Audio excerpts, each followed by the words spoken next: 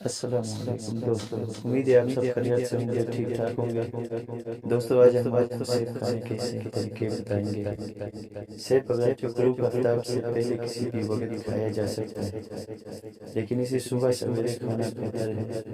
ناشتے میں سیب کھانے سے اس کے فوائد کئی گنا بڑھ جاتے ہیں۔ دوسری جانب رات کو سیب کھانے سے ہضم میں مسائل پیدا ہو سکتے ہیں، کیونکہ سیب میں فائبر کی مقدار بہت زیادہ ہوتی ہے جو کہ رات کو ٹھیک سے ہضم نہیں ہوتی۔ اس کے علاوہ اس بات کا بھی خیال رکھیں کہ ایسے سیب نہ کھائیں جو زیادہ دیر سے کاٹے گئے ہو۔